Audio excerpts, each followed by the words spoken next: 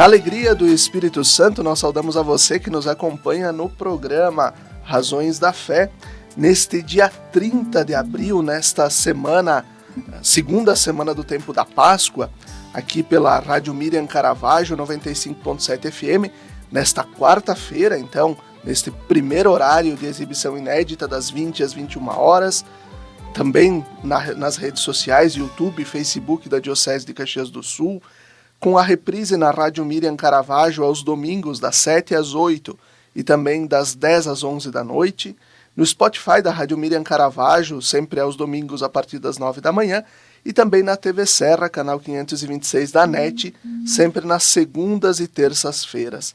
Nós agradecemos a você pela audiência e pela companhia.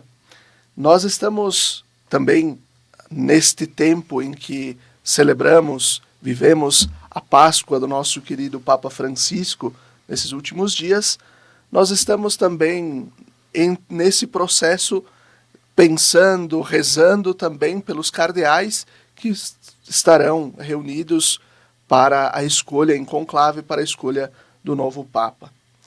E o nosso tema de hoje, para que todos sejam um, a ação do Espírito Santo na Igreja em tempo de conclave.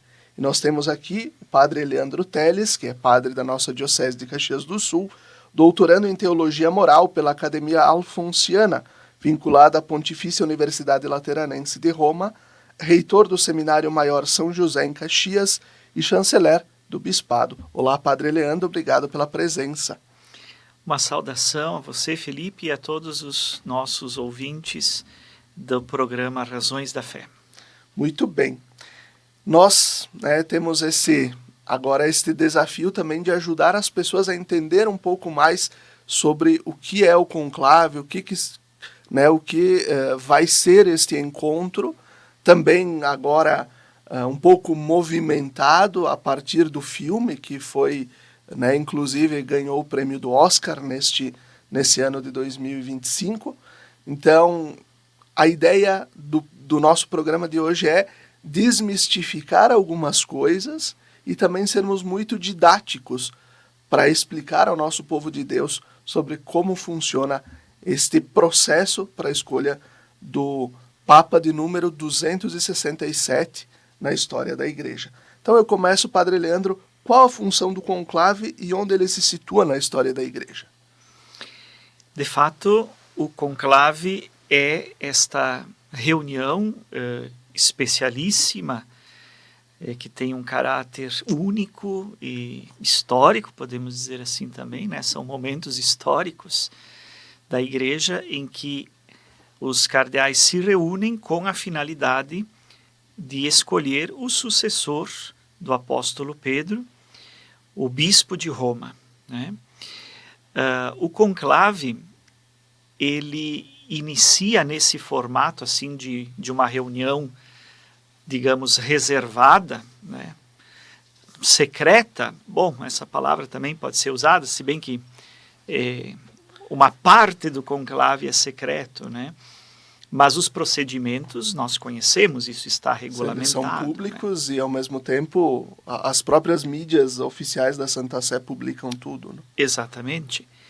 Então, mas é uma reunião que tem, de fato, um caráter reservado e, por isso, conclave, com chave, é um ritual de caráter histórico que começa na Idade Média, inclusive para evitar as influências que haviam na escolha do bispo de Roma, influências de famílias romanas,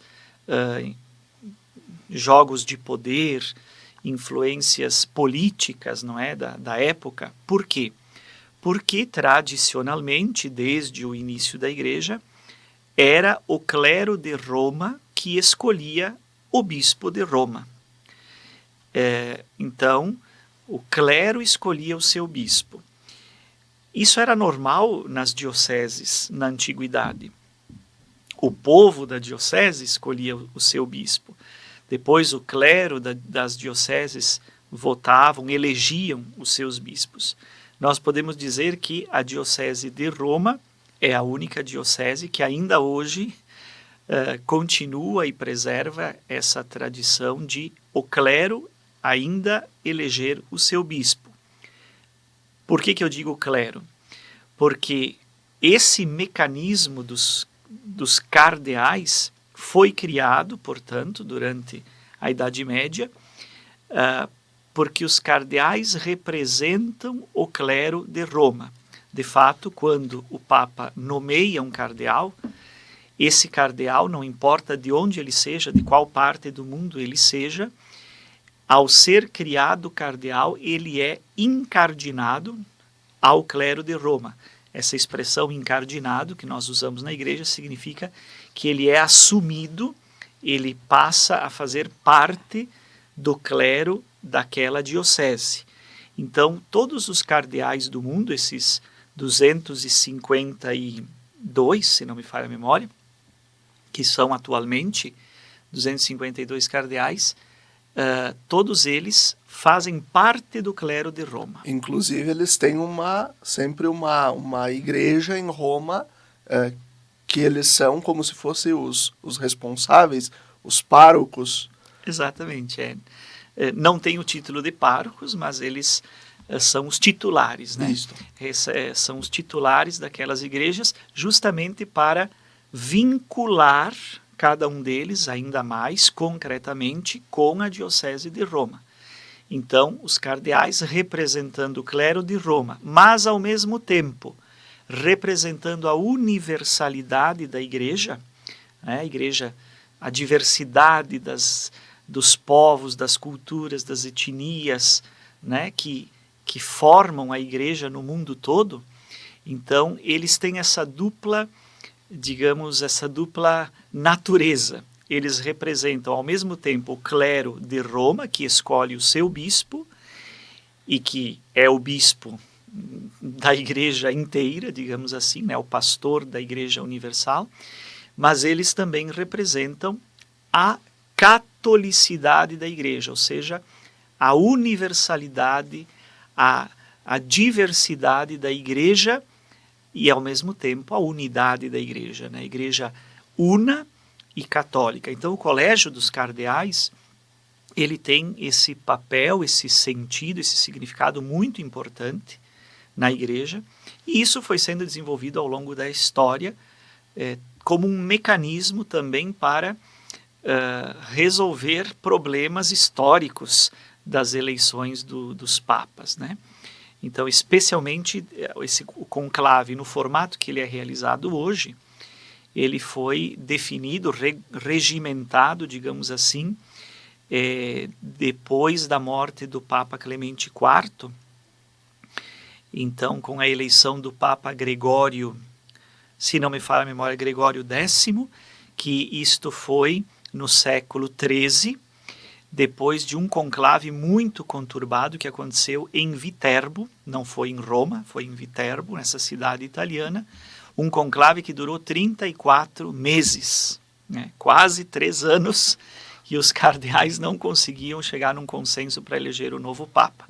E aí, quando foi eleito o Papa Gregório, então, nesse conclave de Viterbo, ele mesmo regulamentou, né, produziu o primeiro documento colocando as regras de como deveria funcionar o conclave para que não acontecesse mais aquilo que tinha acontecido na sua eleição. Muito bem. E nós vamos à primeira pergunta que foi enviada pela jornalista Marilita Calgário Scapinello, da paróquia de Antônio Prado. Quais são as etapas que compõem o processo de conclave para a escolha de um novo Papa? Bom, nós poderíamos dizer que o conclave ele inicia antes, digamos assim, do próprio rito de entrada dos cardeais e de fechamento da reunião ao grande público. Os cardeais são chamados a Roma imediatamente após a morte do Papa. Ou a renúncia, como foi exatamente, o caso do Bento XVI. Muito bem lembrado, Felipe, né, a renúncia. Então, são chamados a Roma, convocados pelo decano do Colégio dos Cardeais, né, que é o cardeal mais idoso, e E então começam as reuniões, as que chamamos de congregações gerais, que são reuniões dos cardeais. Pode acontecer uma por dia ou até 2 por dia, dependendo da decisão deles. Eles se reúnem e ali é um colégio, né? Ou seja, é um governo colegiado.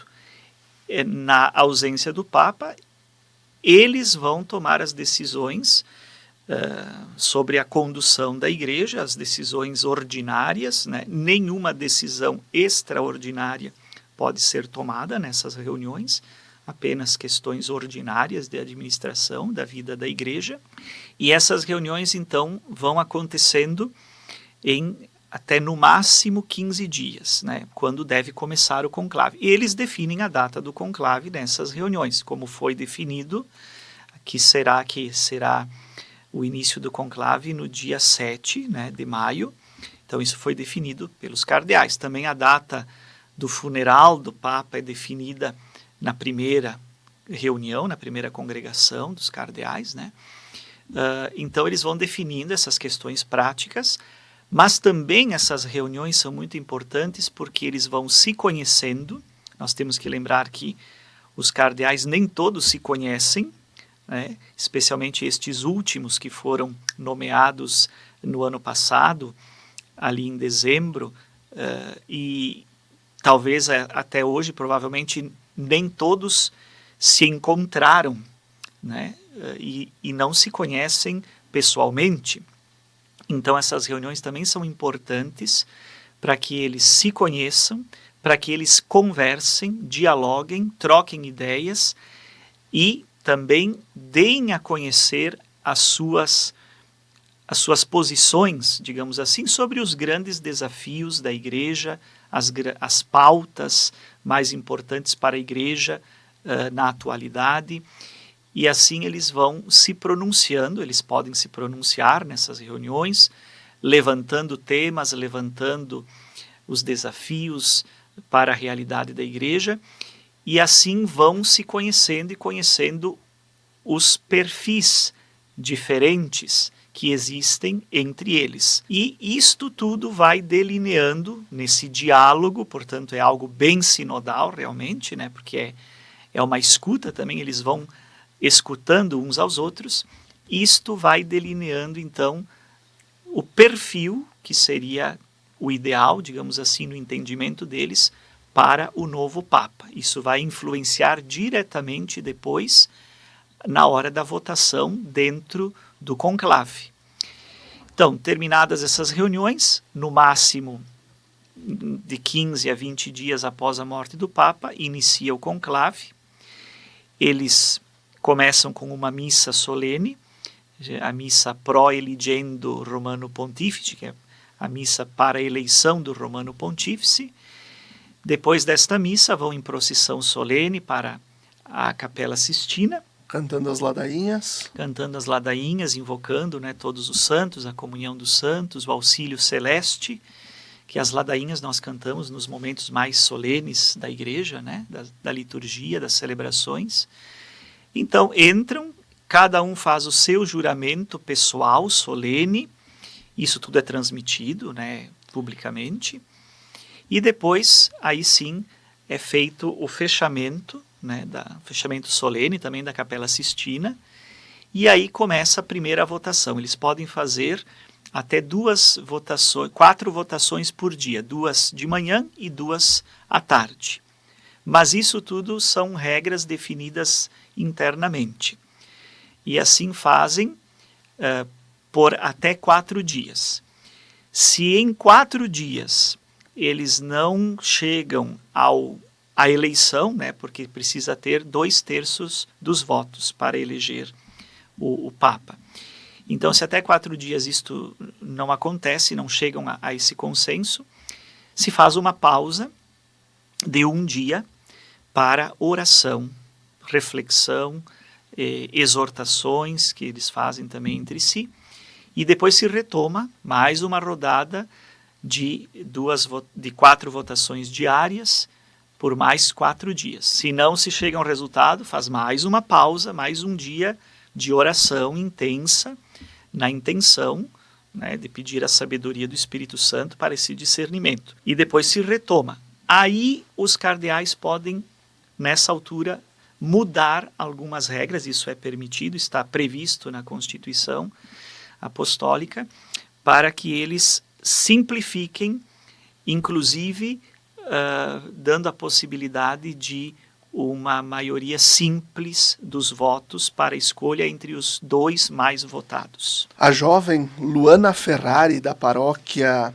Nossa Senhora do Rosário de Pompeia, lá de Pinto Bandeira, ela pergunta algo bem interessante. Quem supervisiona e garante o sigilo do conclave além dos cardeais? Bem, na verdade não há uma supervisão, porque o órgão máximo da Igreja, neste momento, sem o Papa, não é, com a sede vacante, como nós dizemos, o órgão máximo é o Colégio dos Cardeais. Acima do Colégio dos Cardeais não há nenhuma outra instância de supervisão na Igreja. Então poderíamos dizer que os próprios cardeais, entre si, supervisionam isto. Ou seja, eles têm a consciência da seriedade desse processo e da importância desse sigilo, que é um sigilo sacramental. A disciplina da Igreja impõe esse sigilo, eles têm plena consciência disto, é uma questão até sacramental, né? Nenhum deles pode vazar a informação a respeito dos votos e das discussões ali internamente. O decano do Colégio Cardinalício e o Camerlengo, né, são duas figuras importantes em todo esse processo, que têm a função de conduzir, não diria de supervisionar, mas de conduzir, de zelar para que se cumpra aquilo que está estabelecido nas regras do conclave.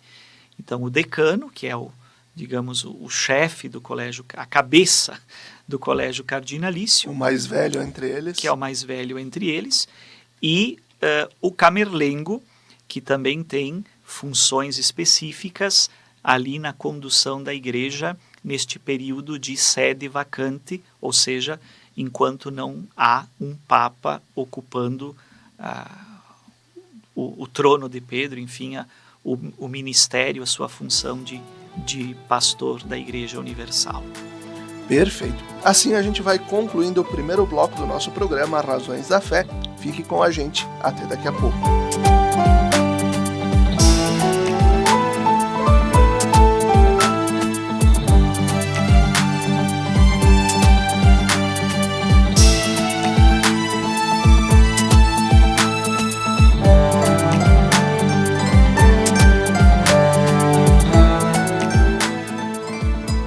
Estamos de volta com o segundo bloco do nosso programa Razões da Fé de hoje, em que tratamos o tema Para que todos sejam um, a ação do Espírito Santo na Igreja em tempo de conclave. Obrigado a você que nos acompanha pela Rádio Miriam Caravaggio 95.7 FM e também pelas redes sociais.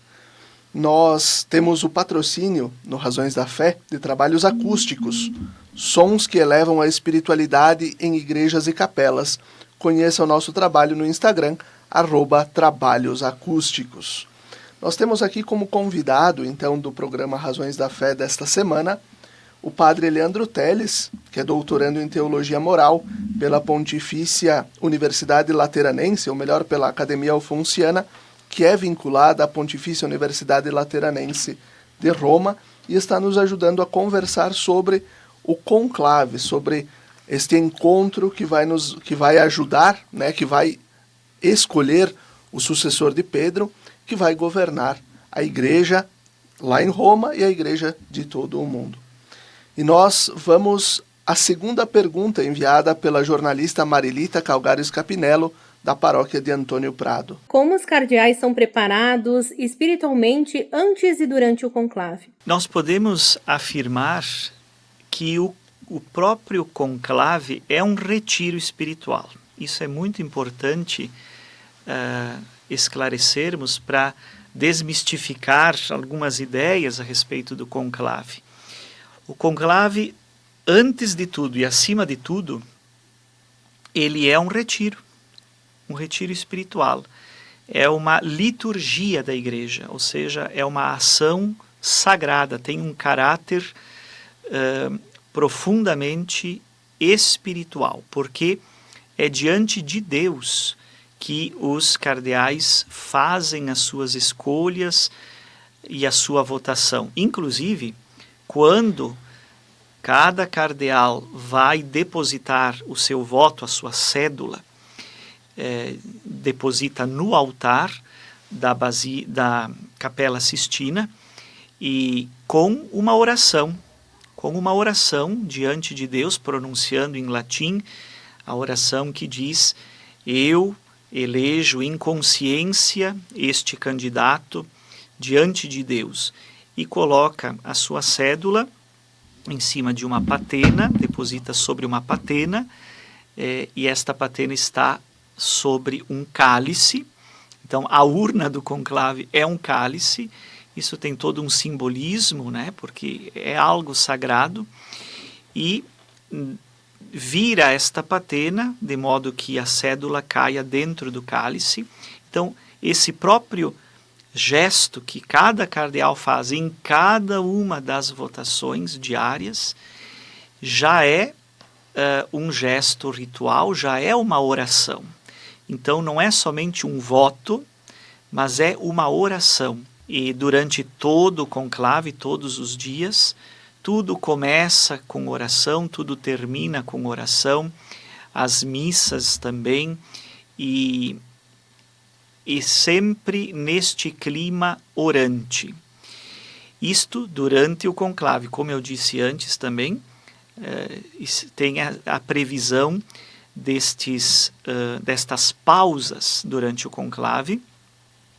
Caso se passem 4 dias e não se chegue a um consenso, né, na votação de 2/3 dos votos para eleger o Papa, são feitas essas pausas de um dia inteiro para oração, para reflexão, para exortações previstas também pelo decano ou por aquele que faz as vezes do decano. E antes do conclave, nós temos também todos esses 9 dias, por exemplo, que é esse período que nós estamos agora vivendo na igreja, o novendário, que são 9 dias de missas, onde os cardeais participam, missas em sufrágio pelo Papa falecido, né, pelo Papa Francisco, que começam no dia do sepultamento e se estendem por 9 dias, então. Além das orações que são feitas também nas reuniões diárias das congregações gerais com os cardeais. E depois, por fim, há aquela missa que abre o conclave, a missa Pro Eligendo Romano Pontífice, que então é a missa de abertura do conclave. Tudo isto é feito, então, portanto, de um modo muito espiritual. O conclave é um período de intensa oração, não só entre os cardeais que estão ali reunidos, mas toda a igreja. Toda a igreja participa desse processo do conclave pela oração, através da oração. E isso é o mais importante. É para lembrar que não é um evento político, não é uma disputa, não é uma eleição política como são as nossas eleições democráticas. A igreja não é uma democracia. Isso é muito importante compreender. Embora o Papa seja eleito pelo sufrágio, né, pelos votos, não é um ato democrático no sentido político moderno, como nós temos nas nossas eleições para presidente, vereadores, prefeitos, etc. Aqui é um ato sinodal, e nós precisamos compreender o que o Papa Francisco nos ensinou sobre a sinodalidade.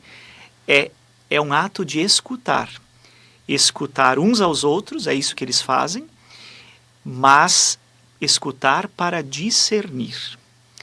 E às vezes se compreende nesse processo de discernimento que nem sempre é aquilo que a maioria pensa, pura e simplesmente.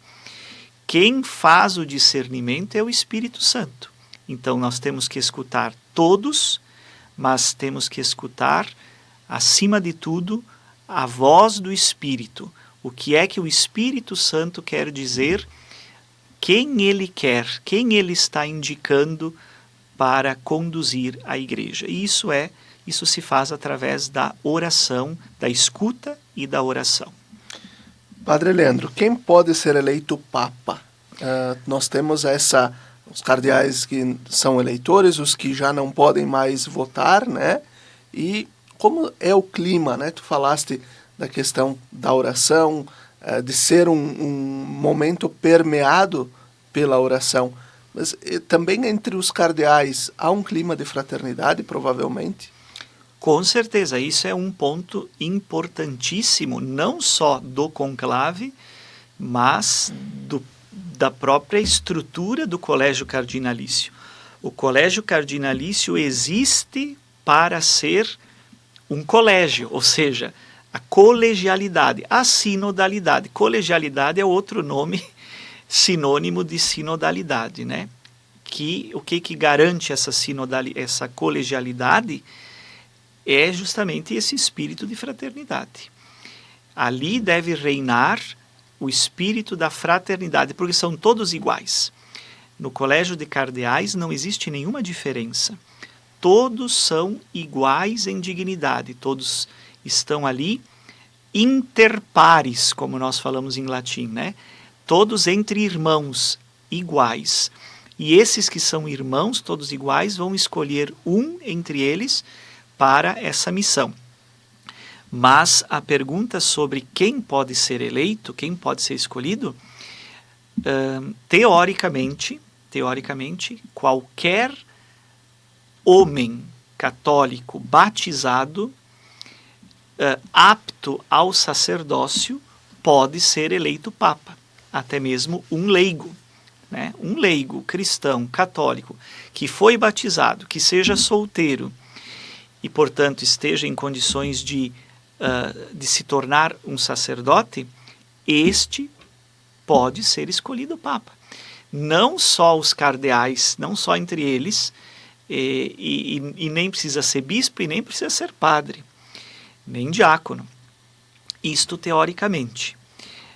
Nós tivemos episódios na história da igreja, sim, em que bispos foram escolhidos, por exemplo, entre leigos, né? Santo Ambrósio, por exemplo, quando foi escolhido para ser bispo de Milão, ele era um leigo, não era nem diácono nem padre. E aí, na hora, se ordena já diácono, padre, bispo, né? Então, isso teoricamente é possível e houve casos. Não me recordo agora de ter havido um caso de um leigo que tenha sido escolhido diretamente Papa. Mas monges, sim, padres, sim, que não eram bispos e que foram escolhidos e no ato já foram ordenados, portanto, bispos e assumiram como papas. Porém, desde o século, se não me falha a memória, desde o século XV ou XIV, a escolha dos papas tem sido reservada aos cardeais, entre os cardeais. Então já, portanto, há alguns séculos, a prática tem sido escolher um entre os cardeais. Mas é possível, sim, escolher alguém fora do colégio de cardeais. Muito bem.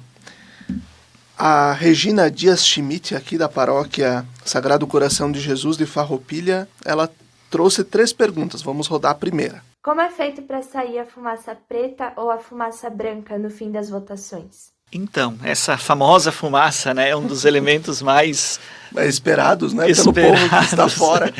É muito interessante essa questão da fumaça, né, porque é algo, realmente é uma tecnologia bem antiga, bem arcaica, né, de quando não havia telefone, não havia internet, não havia realmente nenhuma comunicação daqueles que estavam dentro da Capela Sistina com o mundo exterior, né? Ou seja, manda um sinal de fumaça, de fato. Literalmente, como a gente diz brincando, manda um sinal de fumaça para se comunicar. E, de fato, essa foi uma tecnologia desenvolvida, né, naquela época, enfim, no final da Idade Média ali, para se comunicar, né? E se mantém isso por tradição, é uma coisa pitoresca, né? Não é algo importante, mas é algo que se tornou popular, né? Então se mantém.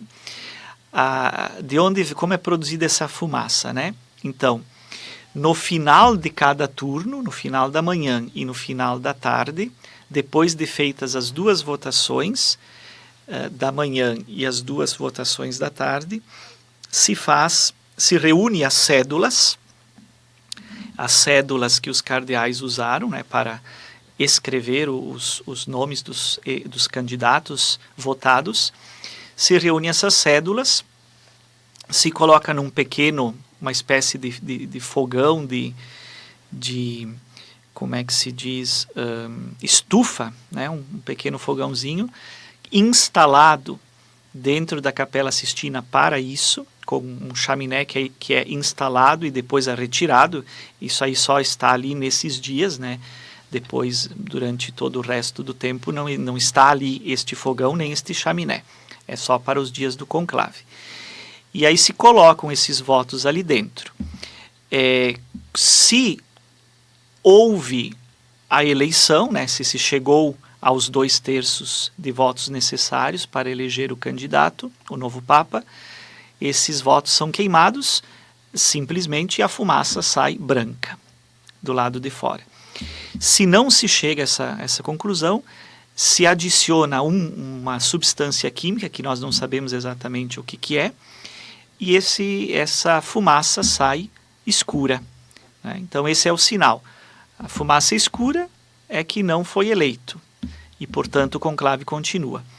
E se a fumaça é branca, sai branca, então é o sinal de que foi eleito. E aí os sinos da Basílica começam a tocar, anunciando para a cidade de Roma que temos o resultado da eleição, e, naturalmente, com o auxílio de toda a imprensa que está ali acompanhando, especialmente nesses horários que se sabe que a fumaça vai sair, todo mundo começa a chegar. É muito rápido isto, né? As pessoas veem, a população de Roma, os turistas, os visitantes, em questão de 15 minutos, a praça está cheia. A praça de São Pedro lota, e ali então, entre meia hora e 60 minutos depois que a fumaça surgiu, apareceu, já é apresentado o novo Papa no balcão central, na sacada central da Basílica de São Pedro. Então,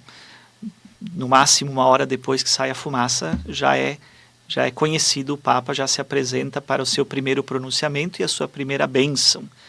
E a praça está ali, geralmente lotada já. E aqui agora eu vou juntar 2 perguntas. Uma outra pergunta que a Regina fez e também uma pergunta do Matheus Ferronato, da paróquia de São Pedro de Garibaldi, que aqui vão abordar a questão do filme Conclave, que ganhou o Oscar nesse ano e que agora, com a morte do Papa Francisco e a escolha da data do novo conclave, então tem estourado os streamings, né? E as pessoas estão assistindo bastante. O que o filme Conclave tem de verdade ou ficção com relação à realidade vivida pela Igreja nesse período? O filme Conclave é um filme adequado para o fiel católico assistir ou é um filme tendencioso?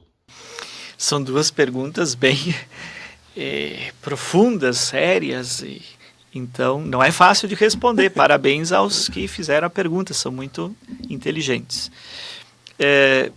Eu fui assistir este filme ainda no cinema.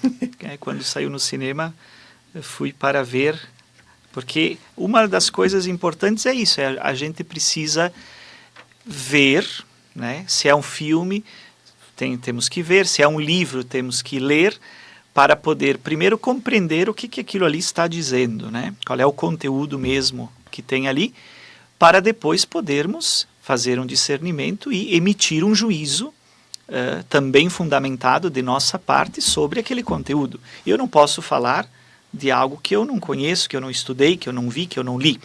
Então, eu preciso tomar conhecimento da coisa. E eu também fui ver para ver do que se tratava. De fato, é uma ficção, né? Então, primeiro ponto, é uma ficção. Como é o normal das ficções, misturam elementos verdadeiros, digamos assim, né? Fatos, com fantasia, com ficção, com, né, todo o enredo do filme para causar a polêmica e tal. Nesse sentido, sim, é um filme tendencioso. Certamente é um filme tendencioso que faz uma caricatura da realidade. Mas nós temos ali elementos que correspondem a fatos, a realidades, que todos nós sabemos que são questões públicas, até mesmo, por exemplo, a questão de uma certa divisão que existe entre correntes teológicas diferentes, não é? Uma linha mais progressista entre os cardeais, uma linha mais conservadora, os moderados. Isto é normal, todo mundo sabe, nós sabemos, isso é algo normal na vida da igreja, na história da igreja, nas dioceses, entre os teólogos, entre os bispos. Isto não há problema nenhum, enfim. E é claro que no conclave também acontece isto, porque nós estamos falando de pessoas humanas. É o Espírito Santo que age, é o Espírito Santo que conduz a igreja, isto é sem dúvida. Mas também existem as diferenças de pensamento, de compreensão, linhas teológicas e eclesiológicas diferentes. Isso é a parte humana da igreja que também está aí e faz parte do conclave. Prova é que o próprio filme mostra que no fim do conclave, é o Espírito Santo que resolve todo o problema, toda a polêmica. Porque o resultado é surpreendente, é inesperado, não é nenhum daqueles que estavam sendo os protagonistas, né? Por isso que tem na igreja também esse ditado muito verdadeiro. Entre os cardeais, quem entra no conclave papa, sai cardeal. Ou seja, os papáveis, né? Todos esses papáveis que são os favoritos, que a imprensa e outras pessoas dizem que são os favoritos para serem eleitos, provavelmente não serão eleitos. Haverá uma surpresa, uma coisa inesperada. Isso tem acontecido nos últimos conclaves, por exemplo. É justamente por isso que nós quisemos trazer esse tema para o Razões da Fé e não ser aquela questão muito especulatória, vai ser A, vai ser B, vai ser... Não, é explicar justamente de uma forma didática o que acontece para que a gente de fato possa sempre e cada vez mais compreender isso que o Padre Leandro traz. Quem guia a igreja, quem faz com que a igreja caminhe é o Espírito Santo. Assim a gente vai concluindo o programa, o segundo bloco, não o programa, o segundo bloco do nosso programa Razões da Fé, com o patrocínio de Trabalhos Acústicos, sons que elevam a espiritualidade em igrejas e capelas. Conheça o nosso trabalho no Instagram, @trabalhosacústicos. Fique com a gente, até daqui a pouquinho.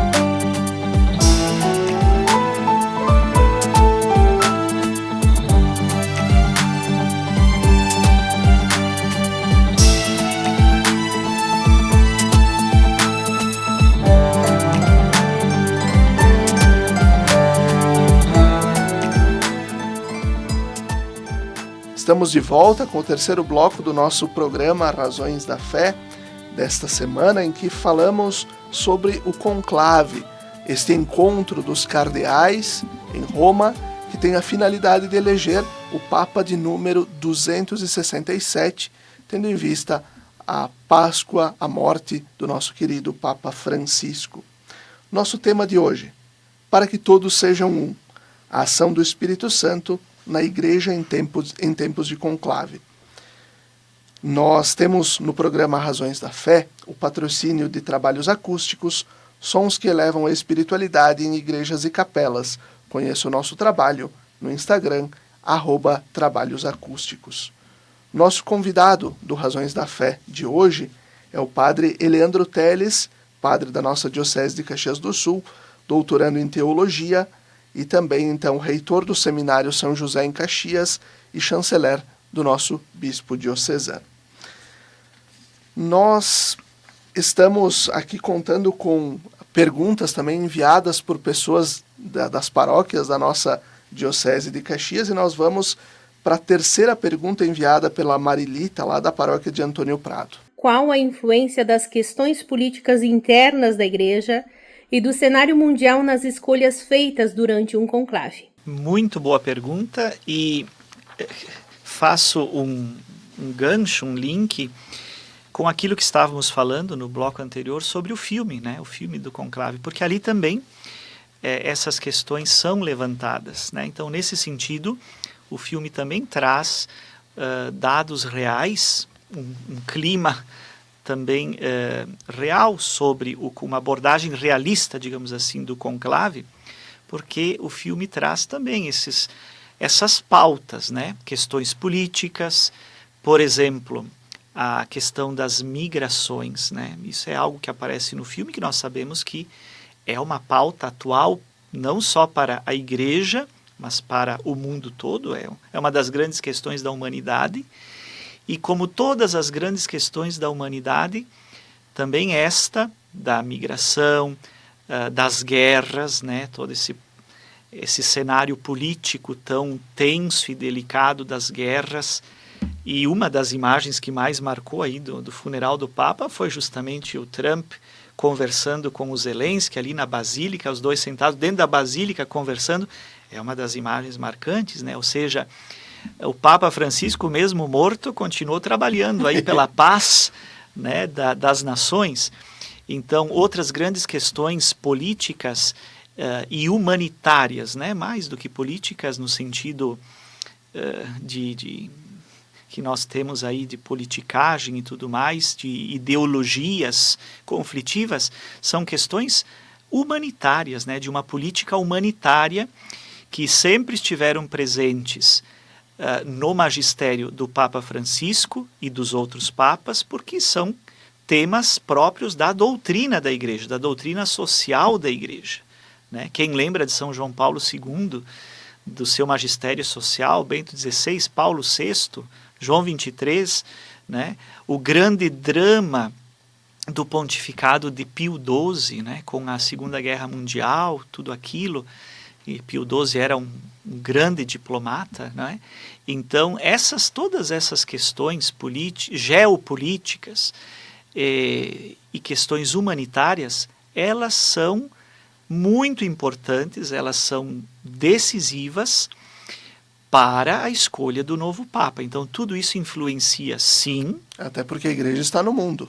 A Igreja está no mundo e a Igreja tem que ser, nesse mundo, no meio de todas essas confusões e problemas que nós temos aí, a Igreja tem que ser, diante disso, no meio disso, um sinal profético do reino de Deus, né? Como é a missão que Jesus deixou para a Igreja. Então, a Igreja não pode ignorar, no momento tão importante da escolha do novo Papa, ela não pode ignorar nenhum desses temas políticos, sociais, humanitários da atualidade.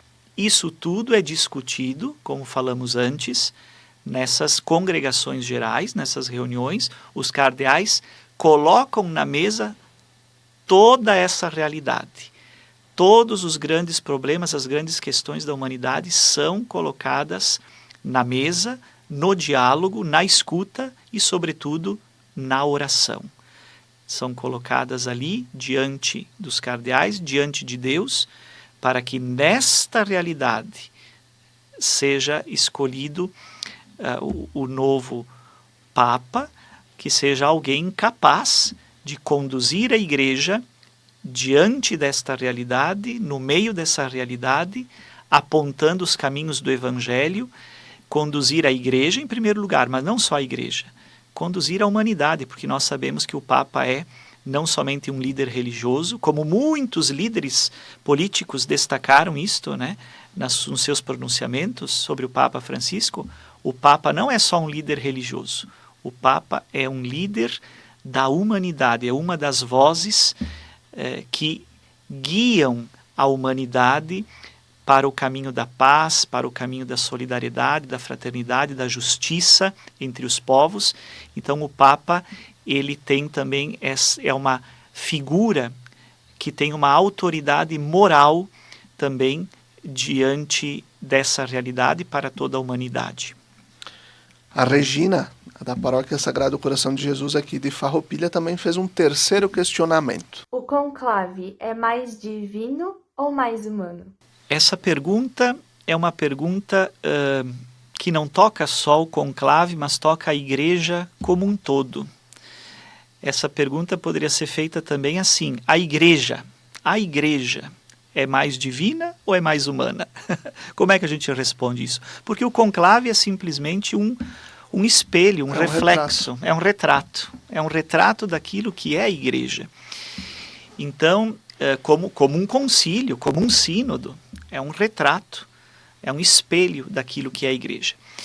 Então, a igreja, ela é teologicamente, isso é um princípio da doutrina eclesiológica, né, a doutrina sobre a igreja, e, portanto, o conclave também, ele é divino e, ao mesmo tempo, humano. Ele tem uma parte divina porque é o Espírito Santo que garante o que acontece ali. É o Espírito Santo que conduz, que governa a igreja, e é o Espírito Santo que escolhe, que aponta quem deve ser o sucessor de Pedro, o bispo de Roma. Mas o conclave, assim como a igreja, tem uma parte humana, que são os cardeais ali que vão votar com seus pecados, com seus problemas, com suas tendências, com seus pensamentos, com suas correntes, com suas visões de mundo, visões teológicas, etc. E assim é a igreja. O povo de Deus, somos nós, os filhos da igreja, somos pessoas humanas. A igreja não é feita para anjos. Os anjos não precisam da igreja. A igreja é feita para homens, para levar a salvação, o evangelho de Cristo para pessoas humanas. Então, a igreja, ela é ao mesmo tempo divina e humana. O conclave é ao mesmo tempo divino e humano. Nós chamamos isso tecnicamente na teologia de a dimensão teândrica da igreja, né? A realidade, a natureza teândrica, ou seja, Theos, né? Deus, divino, e ao mesmo tempo andros, humano, aquilo que é relativo aos homens e mulheres. No Instagram da Diocese, quando a gente abriu a caixinha de perguntas, algumas perguntas vieram também e foram respondidas a partir destes áudios. Mas o canal @mentalcast fez uma pergunta muito interessante. Iria ocorrer alguma mudança na Igreja Romana caso um cardeal oriental fosse eleito? Não podemos responder a isso porque não há como dizer se haveria alguma mudança ou não. Pode haver mudanças se um cardeal oriental for eleito? Pode haver mudanças. Da mesma forma que pode haver mudanças se um cardeal da Igreja Latina, como é eleito normalmente um cardeal da Igreja Latina, as mudanças, vamos pegar João 23, né, as últimas grandes mudanças na Igreja. João 23 era um cardeal que era para ser um papa de transição, que era para não fazer mudança nenhuma, e revolucionou a Igreja convocando o Concílio Vaticano II.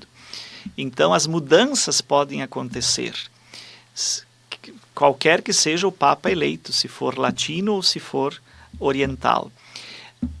Mas essas mudanças só acontecem dentro daquilo que é permitido, ou seja, nenhum papa vai poder fazer uma mudança, por exemplo, mudar algum dogma da igreja, mudar um dogma ou mudar uma questão que é de fé definida, que não se pode mudar.